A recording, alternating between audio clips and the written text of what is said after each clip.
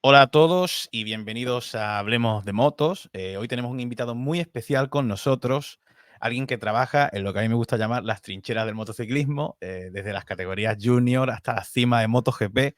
Nos acompaña Eneco Hernando, actualmente Race Data Engineer o telemétrico para los mortales en el equipo Repsol Honda de MotoGP. Bueno, Bienvenido, Juan, ¿qué Eneco. tal?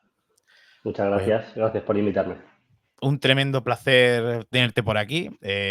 Obviamente, pues te he estado bicheando más allá de lo que ya conozco. Ujú. He visto que has tenido pues una trayectoria bastante larga en Campeonato de España Superbike, Moto 3, Moto 2 y ahora en MotoGP. Exacto. Eh, ¿Cómo, una de las cosas que yo me pregunto es cómo si se sienten Ujú. mucho los saltos en tu trabajo como telemétrico, por ejemplo, de pasar como estos años anteriores en el equipo Pons de Moto 2 a Ujú. MotoGP. ¿Hay realmente diferencia en tu trabajo? Pues mira, el salto más grande lo he vivido este año. Este año, pasar de Moto 2 a MotoGP, el salto es bastante brutal en tema de ya de toda la gestión de la presión y demás, porque ya obviamente el resto también es importante, pero aquí hay mucha cantidad de información que tiene que estar todo, digamos que lo tienes que chequear todo al milímetro, no puede fallar nada porque yo qué sé, un pequeño fallo en un sensor te puede crear unas consecuencias ya que está todo unido, que te para la moto, ¿no? Por ejemplo, yo en una Moto 3, en una Moto 2, si te falla un sensor de freno, pues digamos que pierdes esa información para esa tanda, pero no tiene consecuencias en la gestión de la electrónica y demás. Aquí sí, o sea que cada sensor es importante y tienes que estar muy atento a eso y luego la cantidad de sensores y de datos que tenemos cambia mucho el volumen de una categoría a la otra. Entiendo. Y al final, ¿cómo afecta tu trabajo en la puesta a punto de la moto? ¿Podrías darnos, por ejemplo, un ejemplo concreto de cómo la telemetría o el análisis de la telemetría lleva a una mejora significativa en el rendimiento de la moto? Vale.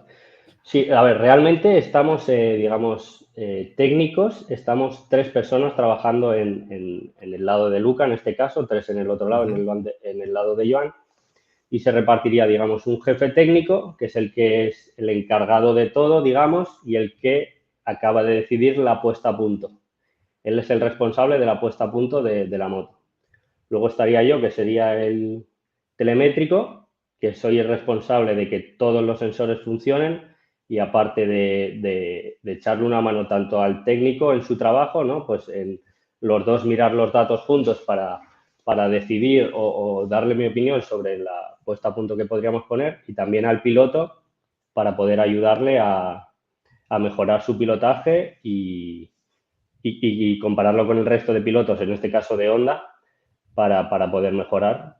Y en otro lado está el electrónico, digamos, que es el que se encarga de toda la gestión de motor, de mapas de freno motor, de potencia, de estrategias de control de tracción, todo esto. Y entonces estamos repartidos en tres. Y normalmente eso, durante las sesiones, ¿no? Al acabar la sesión nos reunimos los tres y damos nuestro punto de vista cada uno, miramos los datos juntos, miramos los datos con el piloto y acabamos de decidir entre los tres, pero la decisión siempre la tiene el jefe técnico, en este caso. La última palabra es suya. Entiendo. ¿Y varía mucho el enfoque del trabajo, de los datos, de la forma de transmitir estos datos, dependiendo de cada piloto? O sea, es lo mismo, por ejemplo, trabajar en este caso con Luca Marini, que por ejemplo, lo que podría ser en el pasado que has trabajado, por ejemplo, con Sergio García. La forma de la que tú le das los datos al piloto, la forma en la que él los interpreta también cuando tú le estás hablando, ¿es la misma de un piloto de otro? No, no. Cada piloto es un mundo y al final tú tienes que entender qué es lo mejor para el piloto. Hay pilotos que les hace falta mucha información, también información técnica, ¿no? Digamos, pues decir qué vamos a hacer en la moto, el por qué y demás. Otros pilotos simplemente hablas de pilotaje y la parte técnica nos la guardamos para nosotros porque le mareas la cabeza y va más para atrás que para adelante. Entonces, según el piloto que te toque, ya en los primeros entrenamientos o en las primeras carreras, pues vas cogiendo el feeling con él, entiendes qué es lo que le viene mejor y qué es lo que le viene peor, le vas dando detallitos a ver cómo funciona Claro. y ya te digo, y acabas de decidir. Por ejemplo, con Luca, Luca es un piloto muy inteligente y realmente sí que está involucrado más en el tema técnico y por supuesto en el tema de pilotaje, que lo trabajamos mucho. Pero hay otros pilotos, con Sergio hacíamos más pilotaje, también el año pasado era rookie en Moto2, entonces era más ayudarlo a él a entender la categoría y a Claro, entender porque claro, después de tantos años de Moto3, las categorías previas también en el Campeonato de España, que las motos son muy parecidas, ¿no? Pues al final tienen unos vicios que el cambio a Moto2 es brutal. Y pues ayudarle más con esto y el tema técnico nos centrábamos más nosotros y no darle tanta información.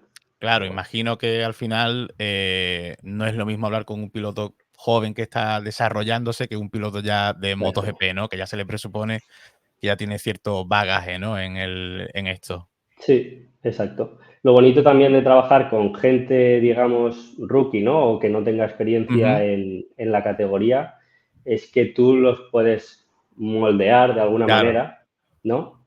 Intentar llevarlos, pues, hacerle entender pues, que no hay que frenar tan tarde para ir tan rápido, sino que hay que salir más rápido, cositas así.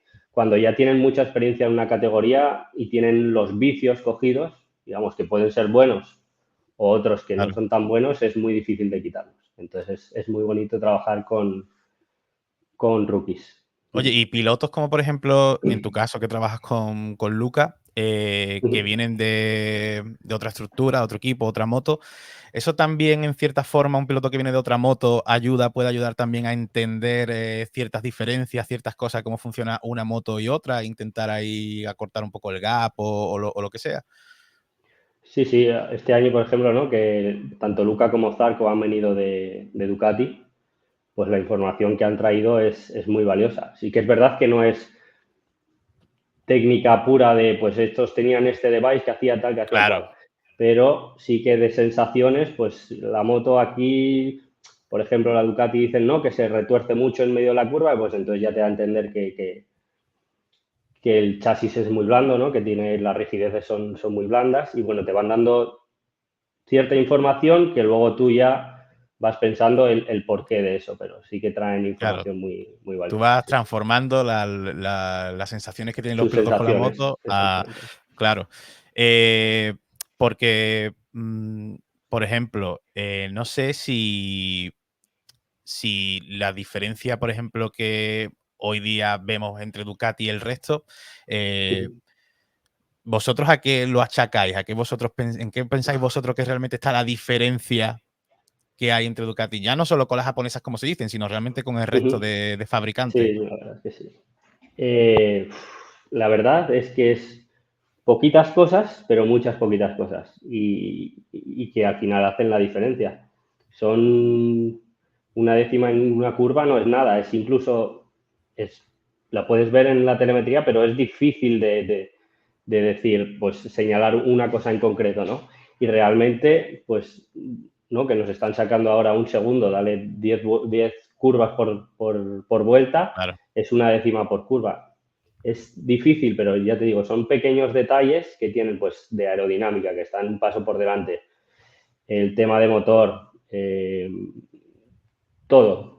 La verdad que es un poco en todo, no hay nada en concreto, pero nos sacan en todos los lados ahora claro. mismo. O sea, no es que haya una cosa en concreto que diga: Aquí es donde marca la diferencia", sino que son pequeñas cosas que al final hacen un total de la diferencia que existe Exacto, hoy día. ya te digo. Em, Esto yo no sé si a ti, volviendo un poco, a tu experiencia y demás, tú sientes que, por ejemplo, en otras categorías no se suele ver tanta diferencia a lo mejor entre Moto2 y Moto3, se suele ver siempre los pilotos mucho más cerca, los grupos en los que pelean Ujú, mucho más amplios que en MotoGP. ¿Esto a ti es una cosa que esas diferencias, esos gaps que tú ves ahora que pasas de estar, por ejemplo, con las Kalex en Moto2, ¿no? Y ahora que ya hay distintas fábricas, ya pesos pesados como grandes marcas, ¿eso a ti es algo que tú piensas, bueno, esto es una liga totalmente distinta? O sea, aquí hay los intereses económicos, el potencial que hay de cada marca, aquí las diferencias son otro mundo, ¿no? Comparado con lo que se vive en Moto 3 y en Moto 2. Sí, bueno, al final no, en Moto 3 y Moto 2 son casi categorías monomarcas, digamos, ¿no? Ya, Entonces, tampoco puedes hacer un desarrollo de la moto porque estás obligado por reglamento a llevar las piezas que te den de Calex. Es muy difícil técnicamente marcar la diferencia, aparte del setting que puedas hacer para que el piloto esté más cómodo. Entonces, es como que llegas muy rápido, entre comillas, al límite de la moto y de los neumáticos, y entonces el trabajo que puedes hacer es un poco con el piloto, intentar buscar el piloto, tener que buscar esas 2 decimitas que le falta, porque al final son 2 décimas en Moto 2 y Moto 3. claro. Claro, luego aquí en MotoGP entran muchos factores distintos, pues ya te digo, pues la marca de la moto, la gestión de la electrónica es abismal, la diferencia que hay, claro, en Moto 3 y Moto 2 está todo mucho más capado. Entonces, en MotoGP todo lo que está abierto, la gestión es muy importante para el tema de consumo de neumáticos, consumo de gasolina, etcétera. Y realmente, pues, ya te digo, a nada que haya poquitas diferencias es lo que hace que el gap entre los primeros y los últimos sea tan grande. Claro. ¿Y cómo ha cambiado, por ejemplo, un fin de semana tuyo de carrera normal? ¿Cómo ha cambiado de lo que era, por ejemplo, antes en el equipo de Pons con lo que es ahora estar en el equipo Repsol Honda? Pues mira, lo primero la sprint, ¿no? Que nosotros no la teníamos en Moto 2, entonces bueno, el sábado es bastante más apretado todo porque ya desde por la mañana empezamos el FP2 sin tener tiempo a nada porque entre el FP2 y la Quali 1, en este caso, que es la que nos está tocando hacer últimamente, hay 10 minutos, no podemos mirar un poco de datos rápidamente, pero no de manera exhaustiva, pues gomas, gasolina y otra vez para adelante. Claro, Hacemos la quali y ya de la misma ya empezamos a preparar la carrera de la sprint. Entonces ahí hay bastante diferencia en el sábado. El domingo, por ejemplo, también tenemos el warm-up, que el año pasado nos lo quitaron en Moto 3 y Moto 2 lo quitaron. Entonces el domingo de Moto 3 y Moto 2 realmente es aburrido porque todo lo que has tenido que decidir, ya lo has decidido que has tenido toda la tarde del sábado en tema de setting, tampoco te la juegas mucho porque es la carrera y intentas claro. ajustar detallitos, pero nada grande.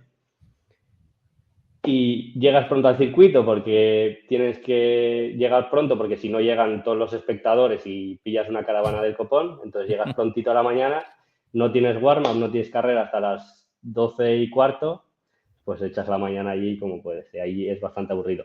Aquí tenemos el warm-up, que podemos probar cosas radicales, entre comillas, porque no cuenta nada, para nada. Y nada más acabar el warm-up ya estamos preparando la carrera, que toda la preparación previa en MotoGP es mucho más larga que en Moto 2 y Moto 3 para preparar la carrera, ¿no? El tema de la gestión de los neumáticos, el tema de la gasolina también. Entonces tienes el día como mucho más lleno. Vamos, que el fin de semana en MotoGP no tienes tiempo para aburrirte en No, ningún caso, ¿no? Y no. imagino que ahora, en vuestro caso también con el tema de las concesiones y eso, que estaréis haciendo más test y demás, en los test también vais todos, o sea, si va Marini a los test, tú vas también, el equipo de telemétricos de Marini va también, eso va todo el equipo entero. Y ¿realmente sentís vosotros que eso pueda marcar diferencia, estos test de más que tenéis con respecto a los demás equipos? ¿Sentís que realmente, porque desde fuera, o sea, yo te hablo de como aficionado desde fuera, Sí. se ve que quizás sí a veces, ¿no? Incluso Zarco lo mencionó, que se ve más cerca de algunas de otras motos europeas, ¿no? En las carreras. Pero claro, desde fuera, pues la lectura más simple, más básica que se hace es, bueno, las japonesas siguen estando detrás. ¿Está funcionando realmente las concesiones? A ver, están funcionando porque realmente estamos probando un montón de cosas y los japoneses traen nuevas ideas, carenados, motores, etcétera, para probar. El problema es que la inercia es muy lenta, ¿no? Digamos que no se ve porque hagas 2 test después de 2 carreras no vas a estar ya en el top, Ya, digamos. Vas probando cosas, entonces vas viendo la dirección que tienes que tomar, vuelven a traer más piezas en esa dirección, vale, va un poco mejor, va peor, vuelves atrás. No es tan rápido como la gente se esperaba este año, ¿no? Les han dado un montón de concesiones, un montón de neumáticos, los Sí. pilotos oficiales pueden probar.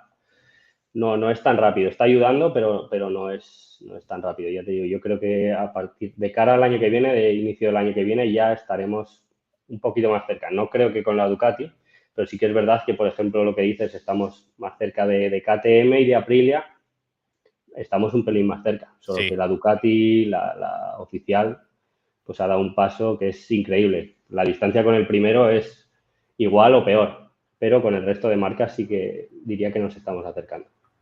Claro, porque yo sí que alguna vez, pues bueno, de la forma más sencilla que puedo hacer, que es viendo las distancias de carrera, eso sí que veo que la tendencia sí que parece que os estáis acercando a las otras europeas en tiempo. Pero bueno, es lo que, como has mencionado tú antes, al final Ducati sí que parece que está un paso por encima por pequeñas cosillas, pero sí que parece que está un paso por delante de todas. Yo sigo diciendo que creo que, y esto es apuesta mía personal, y lo digo mucho en los directos, que yo creo que las japonesas van a llegar antes a luchar por el título antes que las otras europeas. Esta es apuesta mía personal. Aquí tú no tienes que mojarte ni nada, obviamente, pero yo confío Realmente, totalmente, o sea, en ello.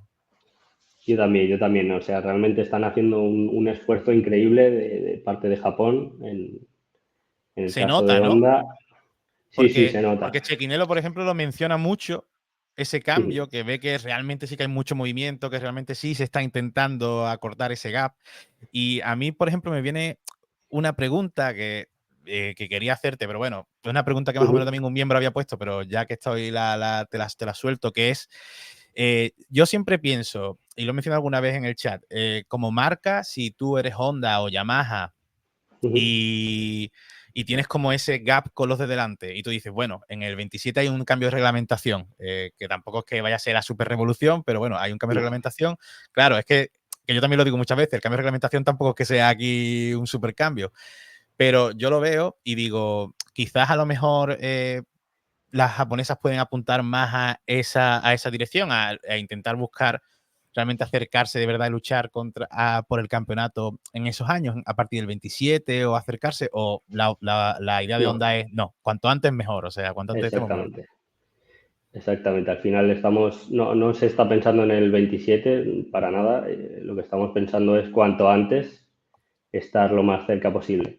Y realmente es porque el 27, como dices tú, el reglamento no cambia tanto. Sí, nos quitan los device, hacen las alas un poquito más pequeñas en la parte de adelante, pero realmente la aerodinámica de la MotoGP de ahora no son únicamente esa parte delantera. Toda la parte de los laterales y la quilla es donde realmente está la diferencia y donde se hacen las diferencias, ¿no? Y eso realmente ahí no hay ningún cambio. Luego sí, Claro, te reducen la cilindrada, te reducen los litros de gasolina para la carrera, pero las motos no van a cambiar tanto. Entonces, ya. lo que se busca es mejorar, obviamente, cuanto antes. Claro, o sea, yo es que yo lo digo mucho porque yo viendo lo que es el reglamento y demás, yo dije, bueno, lo he dicho varias veces en directo, digo, es que la gente mucha gente piensa que va a ser una revolución en el 2027, que van a quitar la aerodinámica, y digo, bueno, olvidaros de esto porque no van por ahí los tiros. Entonces, el cambio de reglamentación del 27 realmente, qué es lo que intenta el cambio de reglamentación del 27? Si no hay, realmente no es un cambio tan grande. Mayormente, yo creo que es que las motos corran menos. Es la idea que ellos tienen. Quitándote los device, ¿no? Que entonces no puedes bajar tanto el centro de gravedad y no puedes aplicar toda la potencia del motor durante las primeras marchas para acelerar más rápido. Lo mismo con los alerones delanteros, ¿no? Que te mantienen la parte delantera en el suelo para no tener caballito. Y lo mismo con la gasolina para, al final te limitan la potencia de la manera pues que es quitándote gasolina. Con menos gasolina al final puedes usar menos Claro. potencia, eso está claro. Entonces, realmente lo que han buscado yo creo es reducir la velocidad porque nos estábamos yendo a casi Sí, sí, 370, es una vamos, locura. entonces realmente el cambio de reglamento busca un poco más la seguridad, más que realmente intentar hacer algo que sea quitar eso, Sí, quitar la aerodinámica y demás, ¿no? sí, yo creo que sí. Luego también para los adelantamientos puede venir bien, ¿no? Al final menos velocidad significa que en una recta tienes más tiempo. Si tú haces Claro. una recta a 400, te pasa en 2 segundos, ¿no?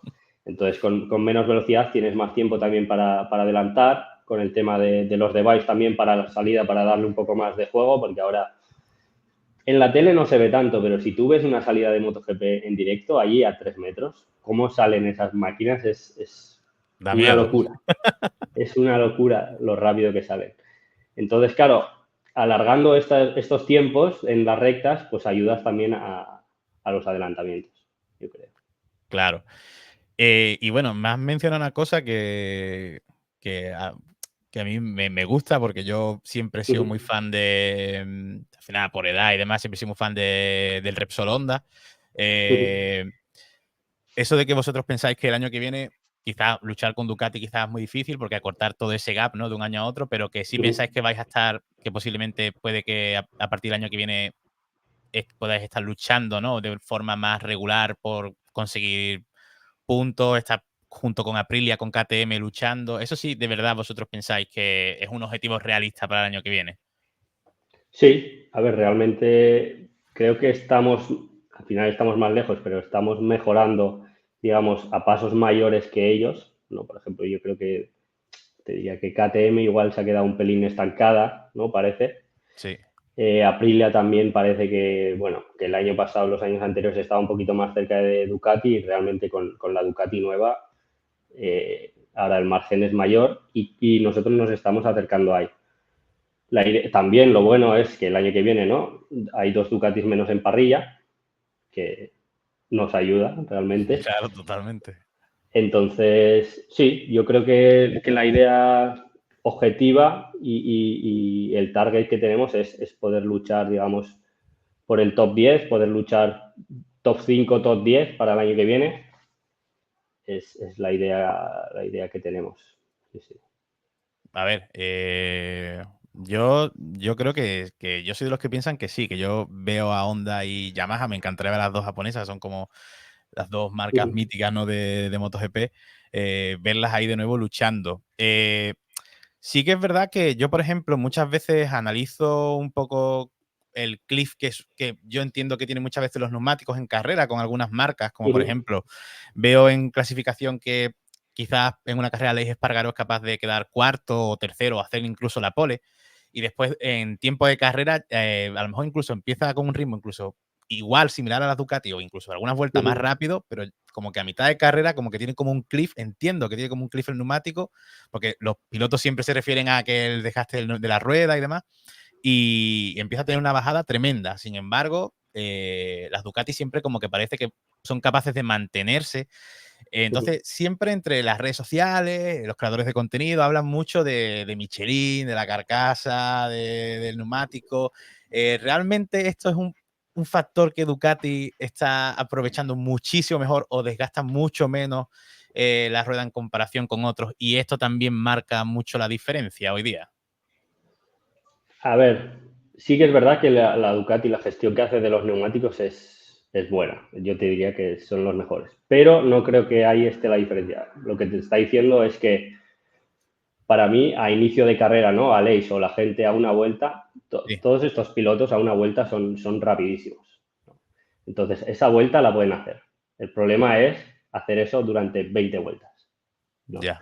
Entonces, a inicio de carrera con goma nueva son capaces de replicar ese tiempo 2, 3, 4 veces, pero yo creo que es porque van más al límite que en este caso Peco, Martín, etcétera. Ellos llevan un ritmo un poco más pausado ya gestionando los neumáticos desde inicio y eso les hace mantener esos neumáticos más hasta el final. Sin embargo, la gente de atrás quiere salir, quiere estar con ellos, consume más el neumático porque van más al límite y luego se viene Claro. abajo. O sea, que Para no es mí tanto. es No, eso. disculpa.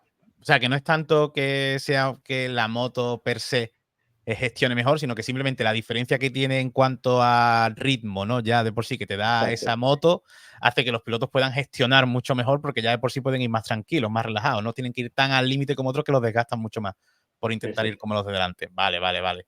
Bueno, pues puede que desmontes muchas teorías que hay entonces por YouTube, ya A te lo digo. ver, por, su- por supuesto que la gestión de los neumáticos que hace Ducati está bien, pero yo creo que la diferencia gorda es esa, que el resto, para ir detrás de Peco y Martín, tienen que ir al límite y ellos Ya.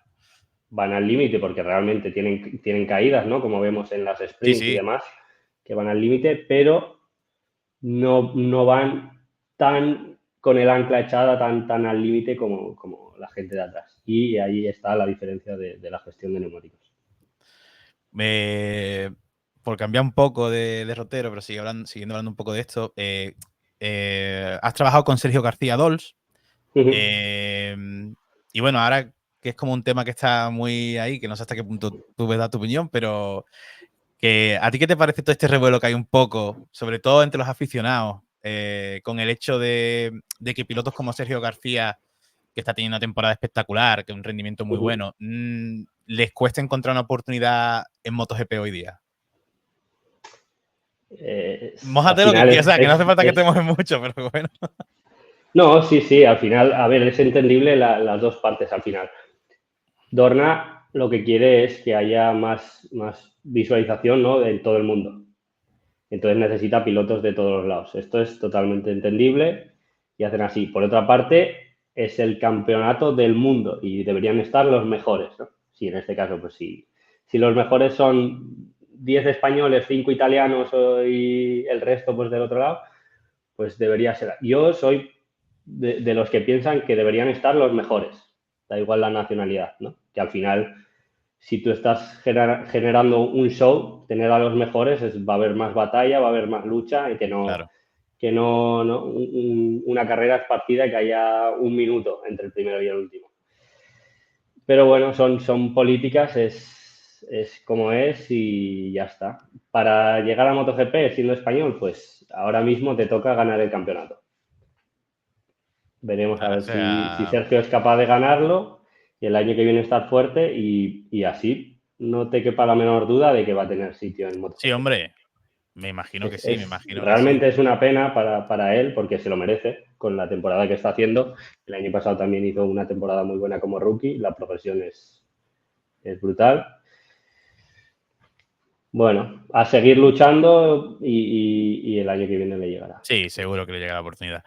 Hay una cosa que a mí yo no soy capaz de imaginármela. Ojalá me pudiese poner en tus botas en esto, pero no soy capaz. ¿Cómo es ese momento en el que, bueno, no sé cómo sería, contacto, una llamada, algo en el que te ofrece la posibilidad de trabajar para el Repsol Honda? Porque eso tiene que ser increíble, ¿no? O sea, es lo más grande, es el equipo más grande de la historia del motociclismo. Pues sí, mira, al final fue este mundo no te diría, no es enchufe, pero son contactos, ¿no? Porque realmente nadie del Repsol Honda te va a llamar si no te conocen y si nadie te ha recomendado, ¿no? Ajá. Entonces, realmente ha sido así como he ido cambiando de equipo y he ido subiendo de categoría, ¿no? Por recomendaciones.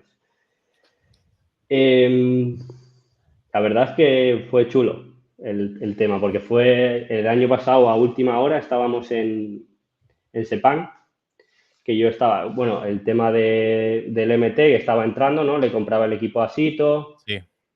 la parte de Sergio nos quedábamos todos, porque Sergio había pedido de mantener al equipo y demás, y entonces estábamos hablando con el equipo MT para los contratos nuestros, digamos, de los trabajadores. Y de un día para el otro, el jueves en Malasia, me coge el compañero que ya trabaja en MotoGP, que trabajaba en el Repsol, sin decirme, sin previo aviso, me coge, me dice, ¿tienes un momento? Sí. Y coge, me lleva al box y me planta ahí en una mesa con Alberto, ¿no? Con Alberto Puig. Yo, claro, me quedé blanco, porque no sabía de qué venía la historia, ¿no? Pero realmente me vino bien, porque si me lo llega a decir 2 días antes, estoy 2 días temblando, ¿sabes? Ya te digo. Y dándole vueltas a ver qué Hostia. tengo que decir, demás. O sea, fue improvisado y me vino muy bien. Y nada, la verdad es que Te lo muy bien, muy pensarías buen poco, feeling. ¿no? O sea, te lo No, pensarías no me poco. dio tiempo a nada. No me dio tiempo. Y nada, muy buen feeling desde el principio con Alberto. Yo le expliqué, pues, el método que yo tenía para trabajar, lo que estábamos haciendo con Sergio este año, de dónde venía, etcétera. Y él sobre todo me decía, oye, que esto ya lo que has hecho hasta ahora está muy bien, pero esto es un salto brutal, aquí la gente va muy rápido, la responsabilidad es tremenda y tú tienes que estar a la altura. Vale que eres nuevo y eres novato, pero eso no vale como excusa, tú tienes que estar a la altura.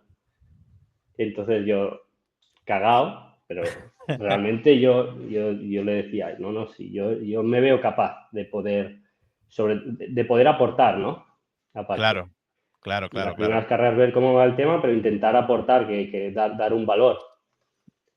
Y la verdad es que la conversación fue muy fluida, fue muy bien. Al día siguiente, el viernes, hablamos también con los japoneses, que al final son los que dan el visto bueno. Y ese fin de semana, ya te digo, jueves, viernes y el sábado casi estaba ya hecho. Joder, vamos, pasaste por 3 equipos prácticamente. El Pong, se mete el Messi después de el Repsol. Sí, Eh, sí. Me dio mucha pena por Sergio, porque realmente lo estábamos haciendo muy bien. Yo se lo comenté el mismo viernes ya cuando tuve la reunión un poco más seria con los japoneses. ujú, Claro, de primeras con estas cosas no quieres que se entiende, que se sepa nada, porque vete tú a saber, no sale, etcétera. claro, Tampoco quieres crear un revuelo para nada. Entonces lo hablé con él personalmente, ¿no? Con Sergio, le dije, mira, oye, me ha salido esta oportunidad, me da mucha pena de no poder seguir contigo porque realmente estábamos muy bien, pero MotoGP es MotoGP. Y él lo entendió a la primera, dijo, por supuesto, a mí si me sale un contrato ahora también os digo claro, adiós claro, a todos, ¿no? Os quiero claro, mucho, claro. pero me voy. Y entonces, nada, lo entendió muy bien, lo hablé con el equipo MT, que en principio ya me iba a quedar también lo entendieron genial. Al final saben que todos estamos aquí para llegar a MotoGP, ¿no? La idea de Claro. todos es MotoGP. Entonces, no te pueden echar. Si te vas a otro equipo de Moto2 a última hora, pues sí que te dicen, eres un poco cabrón, ¿no? Claro, Pero claro, para ir claro. a MotoGP, Hombre, claro. no, Ese al se final les es hace, se les es el hace una sueño faena, también, ¿no? pero exacto, para todos, como para el equipo que un día quiere llegar a tener estructura en MotoGP, los pilotos y Claro, los claro. técnicos y mecánicos. Al final todos en la tele de pequeños hemos visto MotoGP y soñamos con MotoGP y al final Ya son pasos ves. que hay que dar. O sea, cuando me has dicho eso de que te cogió tu amigo que ya estaba en el Repsol, te llevó ahí a una mesa con Alberto Pucci y demás, me han tratado un escalofrío de imaginarme esa la situación. Tiene que ser increíble. Que por cierto, ¿cómo es Alberto Puig como jefe ahí del equipo? Alberto es una persona muy directa. O sea, lo que piensa te lo dice y no te lo dice a malas, pero Ujú, te lo dice, mira, esto es lo que hay, para bien o para mal. Entonces, realmente se agradece mucho, tanto para lo bueno, si lo estás haciendo bien, te viene y te dice, oye, tío, mira, he hablado con esto, lo estás haciendo de puta madre. O si hay algún problema, va a ir directo, no se anda con rodeos. Entonces se agradece gente así al final estamos todos para claro. solucionar y para mejorar. Entonces, ya te digo, muy bien la relación con Alberto. Sí, sí. Y cuando has mencionado que obviamente, pues tú dijiste que sí, que tú piensas que tú podías aportar cosas y demás, ¿hay mucha diferencia? O sea, me imagino que sí, como en todos los trabajos, pero ¿puedes encontrarte gente que ya dentro del mundial no sea tan buena haciendo el trabajo, por ejemplo, que tú haces? Es que no quiero decir telemétrico porque me dijiste que realmente telemétrico no es, No, pero bueno. puedes decir preguntas, sí, sí. A ver, bueno, hay de todo, está claro. Hay gente mejor y gente peor, sí. ¿Cómo decirte? Al final, nosotros no vamos a marcar la diferencia para que alguien gane. Digamos, no vamos a hacer a un piloto malo, es imposible hacerlo bueno. Ya, No hay manera. Pero al bueno sí que lo puedes hacer malo, si no haces bien tu trabajo. Entonces, entiendo. el kit de la cuestión, tanto en el setting de la moto, en tener todo preparado, tener plan A, B y C, si falla A, ya tenemos el B y sin nervios, porque hay veces, ¿no?, que falla algo, todo el mundo, parece que el box explota, empieza todo el mundo a correr. Si tú tienes todo eso bien preparado, ¿no?, ha fallado esto, no pasa nada, hacemos esto otro, con calma, le das una seguridad al piloto Claro, que dice, vale, esta gente sabe lo que hace, tiene todo bajo control y si en algún momento hay un pequeño problema, yo ni me tengo que preocupar, que ya sé que ellos lo van a solucionar. Entonces, para mí, la gran diferencia de la gente que trabajamos para los pilotos, la gran diferencia que podemos marcar es en eso, en darle la confianza, en tener todo muy bien atado, todo lo que puedes, porque al final hay 1000 variables que no puedes tener todo en la mano, pero la mayoría, y, y no cagarla. No cagarla es la claro. clave. Bueno, no es poca cosa. O sea, eso al final, a lo largo de un fin de semana puede marcar también la diferencia, ¿no? También bastante para el Sí, piloto. sí. ¿Y cómo es, por ejemplo, desde que FP1, por ejemplo, llega Marini al box, se baja de la moto? ¿Vosotros analizáis en ese momento la telemetría o la analizáis después de los entrenamientos? ¿Cómo funciona? ¿Cuál es el proceso? Sí, pues mira, normalmente no, cuando entra la moto hay que descargar porque, como te comentaba, esto que nos llaman telemétricos, la telemetría realmente en las motos no lo tenemos. La telemetría sería la adquisición o los datos en tiempo real, ¿no? Como pasa en la Fórmula 1, que Sí. mientras están dando vueltas tú recibes los datos.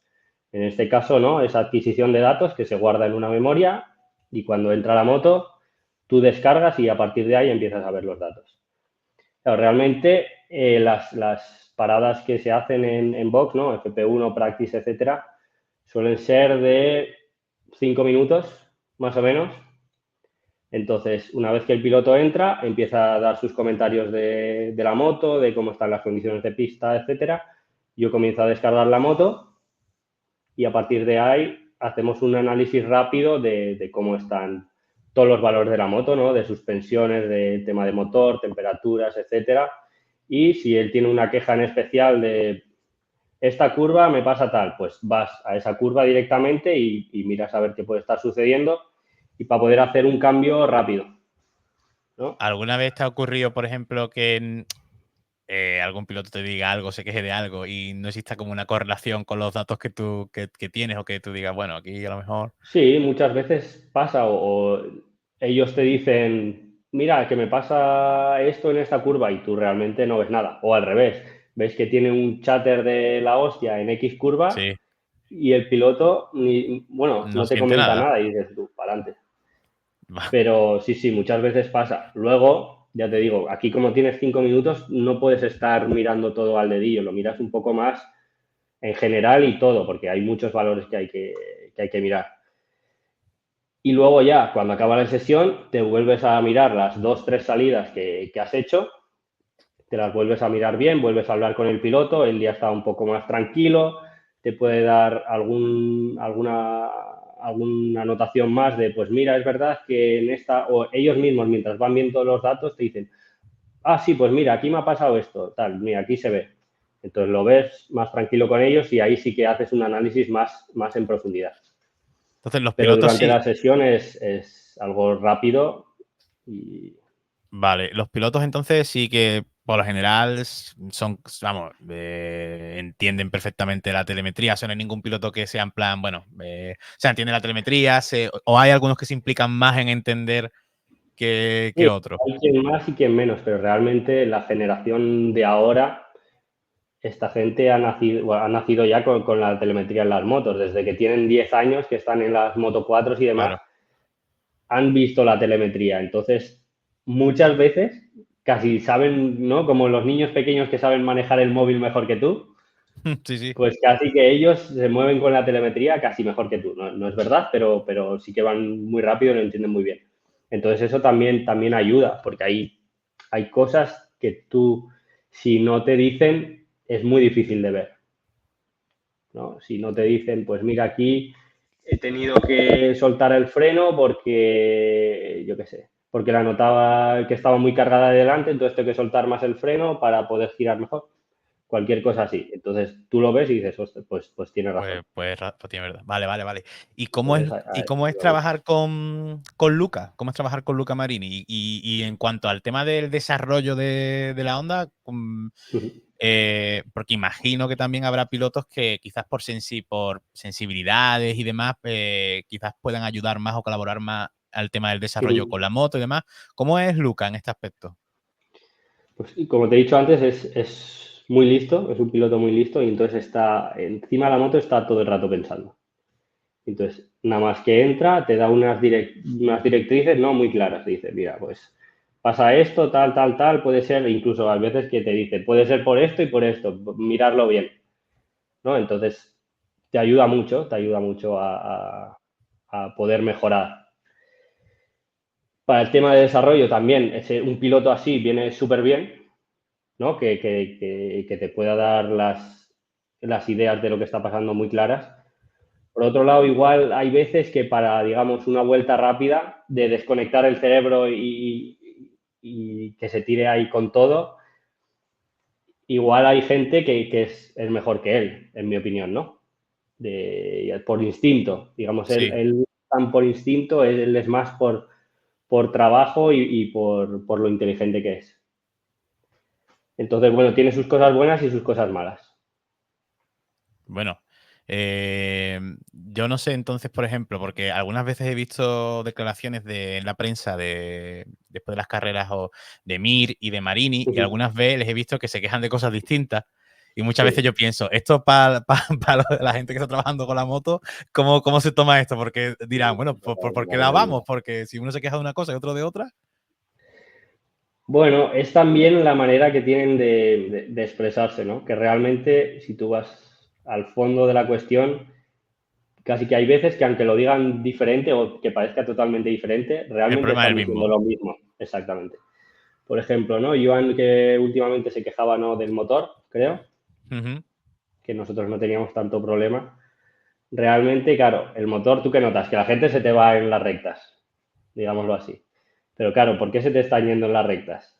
Igual has entrado, no puedes frenar bien, estás entrando ya mal a la curva y luego, por supuesto, que no puedes acelerar bien y ya se te van.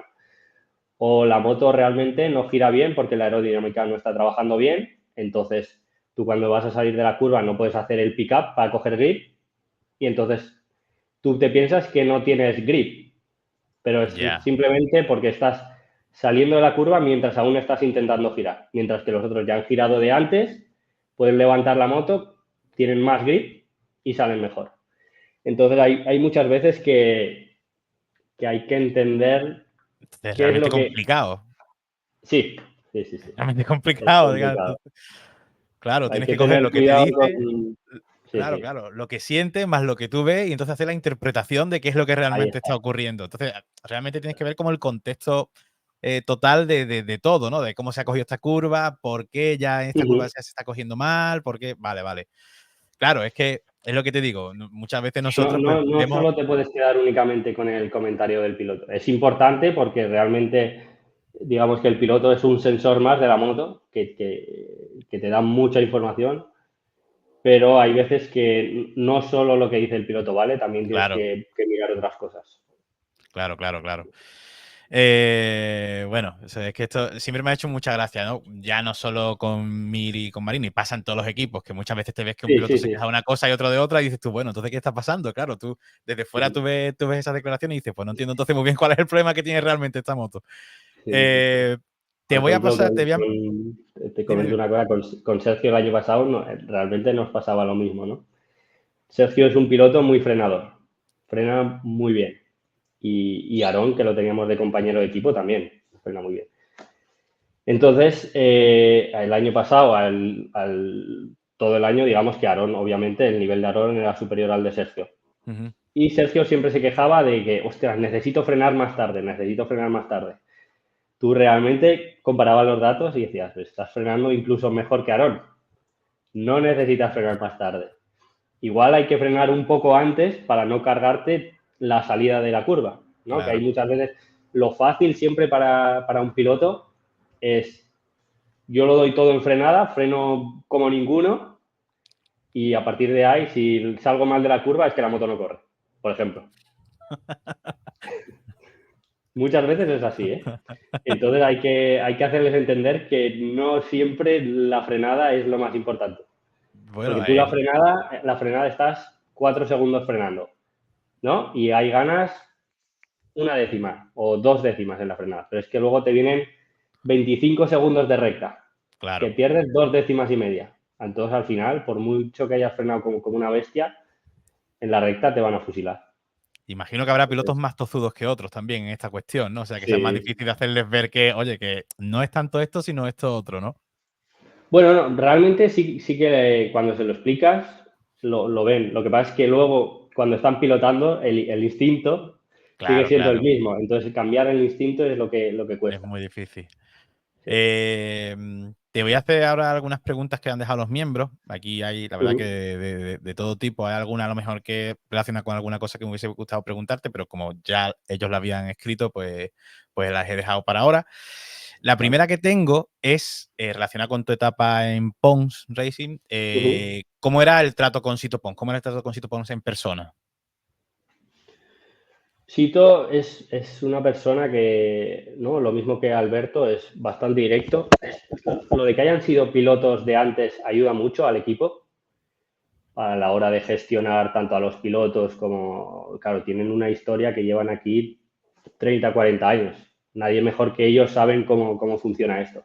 Entonces, tener una persona así, ya te digo, incluso no para la telemetría en concreto, para decirnos en vez de poner este muelle lo otro, pero para gestiones de, yo qué sé, de qualis, de cómo gestionar la quali, cómo gestionar la carrera para el piloto, cómo gestionar la pizarra, que parece una tontería, pero la pizarra tiene ciencia, ¿no? Para saber, pues en vez de ponerle 2 segundos, le pones 1,5 porque así aprieta o le pones más para Vale. que La psicología cosas detrás del así. piloto. Exactamente.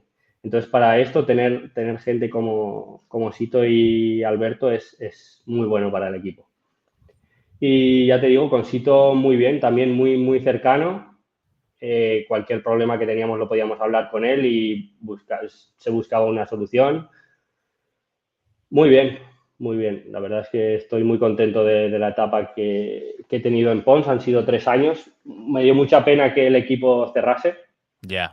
pero realmente el tema de sponsors, al final la visualización en las teles es muy pequeña, ¿no? Con el tema de que no estén abiertos es un problema sobre todo para Moto3 y Moto2. Sí, sí, sí. Entonces, bueno, es una pena que un equipo que ha estado tantos años, ¿no? Como es el Pons, que haya tenido que cerrar por falta de sponsors. Pero Ya, ya, además un equipo mítico. Yo es que a mí siempre he sido muy fan de Biaggi. Yo recuerdo la Camelonda, Biaggi de exacto. amarillo en el Pons, me flipaba, o sea, me Sí. encantaba. Eh, Siguiente pregunta. Bueno, ya se anunció el fichaje de Alex Espargaró por el Honda Ujú. como test rider. En Aprilia ha hecho un trabajo increíble ayudando a desarrollar la Aprilia. ¿Cómo habéis acogido vosotros el fichaje de Alex en ese aspecto, en cuanto a que pensáis cómo puede él aportar en Ujú. cuanto al desarrollo de Honda? Pues la verdad es que todos nos ha gustado mucho la noticia de que Aleix venga. Como tú dices, con la Aprilia le ha hecho una moto ganadora, ¿no? Con sus comentarios y demás. La Suzuki también la hizo ganadora. También. Eh, entonces es un tío que no lo conozco, pero a mi manera de ver entiende muy bien también lo que pasa en la moto y es capaz de explicarse muy bien. También es súper trabajador. Él lo va a dar todo cuando ha estado el 15 con la Aprilia que cuando está segundo. Lo da siempre todo. Hay pilotos, ¿no? Que estando el 15 dicen, yo vengo aquí, doy 4 vueltas y me voy a mi casa. Él lo da siempre todo. Entonces eso es algo también que es de agradecer y que nos va a venir muy bien porque la situación que estamos ahora es complicada y viniendo una moto tan buena cuando se monte en la moto, pues igual dice, pues esto es un desastre. O igual dice, esto no está tan mal, solo arreglando Claro. esto y ya está. Pero bueno, que siempre dé el máximo es también muy importante. ¿Piensas que Y es importante tener pilotos que hayan estado compitiendo muy recientemente, sobre todo en las motos GP actuales, con todo este tema de la aerodinámica y demás, que sean los pilotos probadores este tipo de pilotos? sí, sí, porque el tema por ejemplo, Dobby, ¿no? Que realmente no se ha ido hace tanto, pero es que las MotoGP han cambiado tanto de 2020-21, se te diría que las motos del 2021 no tienen nada que ver con las de ahora. Me preguntaron por esto también, que te preguntase, por Dovizioso, que qué te parecía el tema de Dovizioso, que claro, que ahí digo A yo, bueno, ver, es un piloto, ¿no? El otro día que lo llevaron a Misano. ujú, Realmente es un piloto top y ha sido Sí, un sí. piloto muy bueno. Claro, tanto tiempo fuera, volver y poder aportar, bueno, puedes aportar tus impresiones, tus sensaciones, pero cómo se pilotaba antes la MotoGP a cómo se pilota ahora, yo creo que no tienen nada que ver. Entonces, te puede salir rana el tema porque igual te lleva por una dirección que no es la que hoy en día es MotoGP. Hay que tener cuidado. ¿Crees que esto, hilando con una pregunta que hay aquí, que bueno, te la hacen porque, bueno, ya sabes que el tema que Marc Márquez y eso siempre, y en cuanto ya se ha dicho, no, voy a hablar con alguien de Repsol Honda, pues ya, pues Marc Márquez, ¿no? Hilando lo que has dicho esto, Márquez es un piloto, podríamos decir, intergeneracional, ¿no? Porque viene de hace años, cuando estaban Rossi, Lorenzo, Pedrosa y demás, y está con los pilotos actuales. ¿Crees que quizás ese estilo de pilotaje más que de todo el tiempo que se ha llevado Marc en Honda y sobre todo en esa época en la que el tema aerodinámica, eso no era tan importante como ahora, le afecta a Marc a día de hoy con las Bueno, MotoGP actuales? Si es que le afecta algo a Marc en este tipo de cosas, pero vaya. a ver, yo creo que el Marc está haciendo el cambio ahora, ¿no? Ahora que está en Ducati. Porque la filosofía de Honda de todos estos años y el problema de que Honda haya quedado un poco rezagada es que no ha sabido entender qué hacía falta en la MotoGP actual, ¿no? Entonces era la MotoGP antigua, con la filosofía más antigua. Y Marc estaba acostumbrado a eso. Este año se ha encontrado, ¿no?, con la Ducati y ya hemos visto que de primeras, pues bueno, ha estado delante, por supuesto, pero se ha visto que le ha costado, ¿no? La Sí, manera de cambiar el chip. Yo creo que este año es cuando está entendiendo cómo se pilota la MotoGP de ahora, lo está haciendo espectacular y a ver el año que viene ya, a ver cómo se le da. Pero sí que es verdad que, ya te digo, como Marc ahora que le está tocando, como Rossi en su día también, que tantos años te tienes que ir adaptando a la categoría de cómo van cambiando, ¿no? Estilo de pilotaje. En Rossi se ve también muy claro de cómo empezó en MotoGP o las 500 a cómo acabó. Su estilo de pilotaje era completamente diferente. Y era simplemente porque la categoría había cambiado y o cambias o te vas claro, para atrás. claro, claro, claro. Aquí después me dicen que, bueno, que si tú ves a Marc ganando alguna carrera este año, porque en Ducati están diciendo que sí, que lo ven ganando alguna carrera este año. Yo lo veo muy complicado, pero bueno. Yo es que veo un gap muy grande entre la GP24 y el resto. Ya no solo con la 23, o sea, con la 23. No creo, Sí. yo no compro como muchos dicen que el gap es una locura, pero sí pienso que al final, diferencia, a poco que tú puedas en cada curva meter esa diferencia, Marc, por ejemplo, no está siendo capaz de Exacto. meter el resto. A ver, puede ganar en condiciones normales, digamos que no hay flag to flag, no hay lluvia, no hay nada extraño de que se caigan los dos de delante porque están luchando y se caen. Lo veo difícil, lo veo Vamos, que difícil. no, ¿no? Es Yo difícil, lo es muy veo complicado. complicado. Yo Es que, y al nivel que están ahora Martín y Peco, que sí, llevan está. muchos años con esta moto y la entienden muy bien, mucho mejor que Márquez, que es el primer año, lleva medio año con ella. La moto nueva va mejor, eso yo creo que no hay duda. Pero los dos pilotos que están ahí arriba también van Efectivamente. mejor. Claro, claro, sí, sí, totalmente. O sea, la combinación de los dos Entonces, primeros del mundial con la Ducati es una locura, están a un nivel exacto, intratable, a un nivel sí. intratable. Bastianini ahora está llegando, ¿no? Que el principio de año le ha costado más, pero bueno, está llegando también. Y luego Morbidelli, ¿no? Que tiene la moto de este año, que si fuese tan superior, también estaría por ahí, le está costando. Ahora Ya, en, sí. en esta última carrera está un pelín mejor, pero le está costando igual.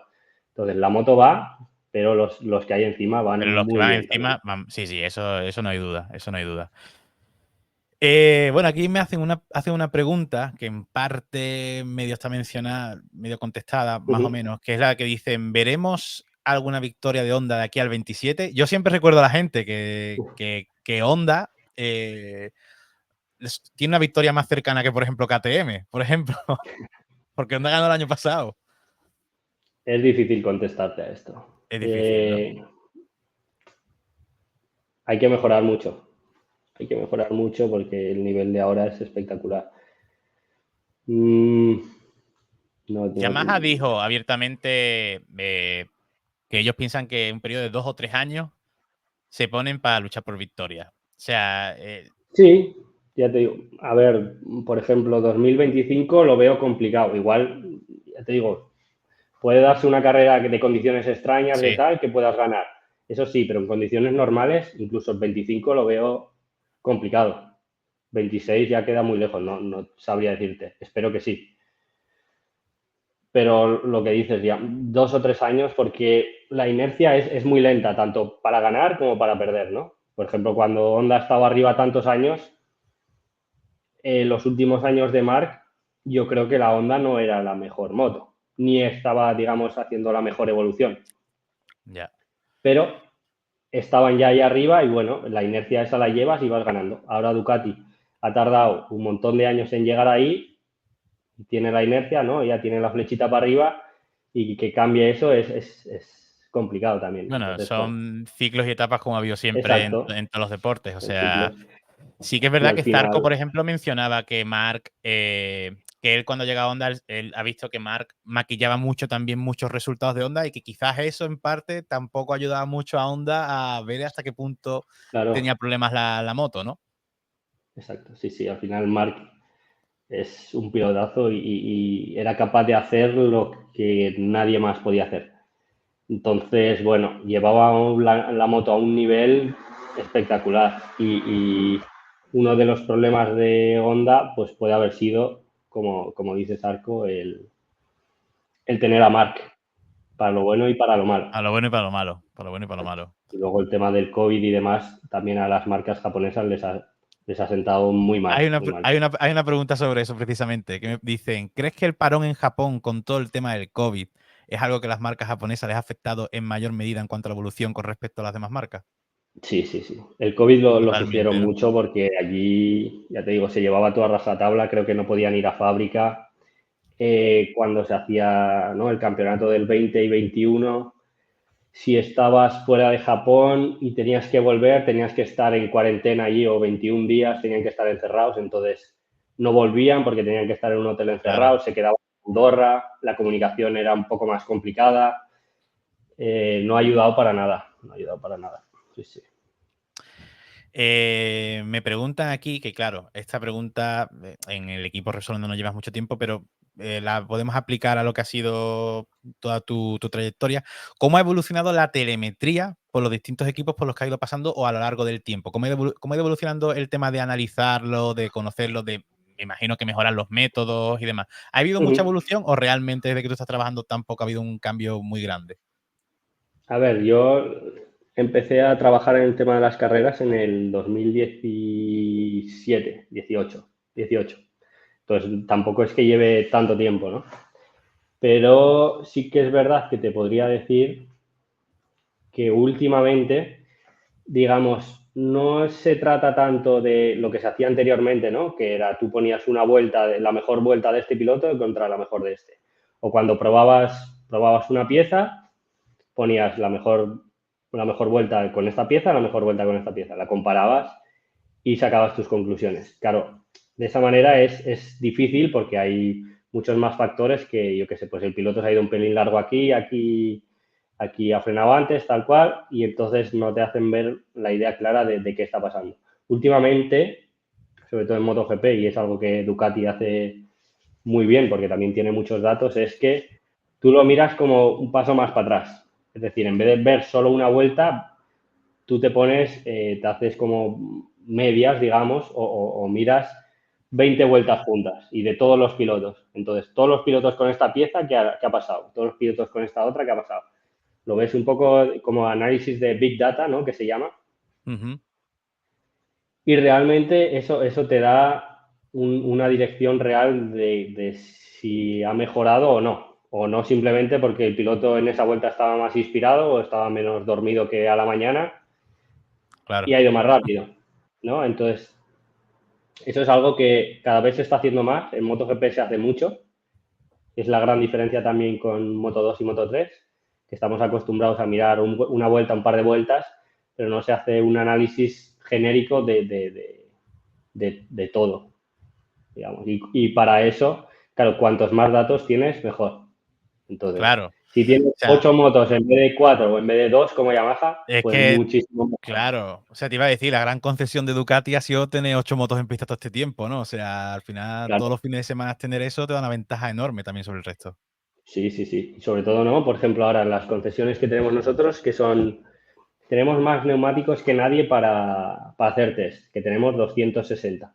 Y Ujú, Ducati realmente no me acuerdo cuántos tiene, pero tiene bastantes menos. Pero luego Ducati cada gran premio tiene 4 motos más. claro. Por cada gran premio tenemos,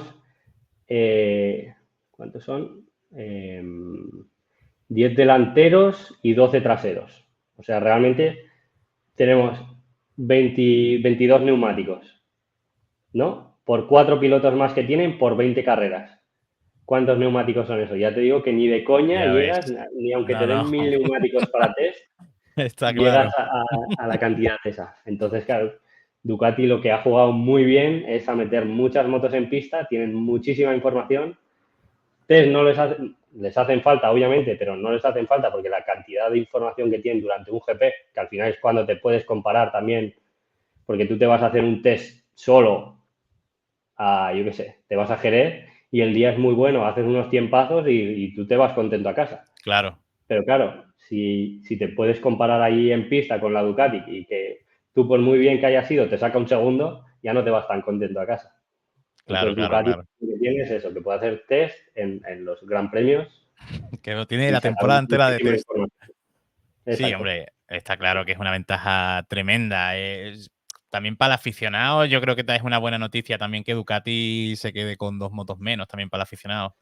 Sí, Eh, sí, yo creo que sí, para el campeonato viene bien. sí, Y al sí, final yo creo que tarde o temprano llegarán a que debería de haber un máximo de 4 motos creo por yo, fábrica, ¿no? Sí, por sí, sí, sí. fábrica.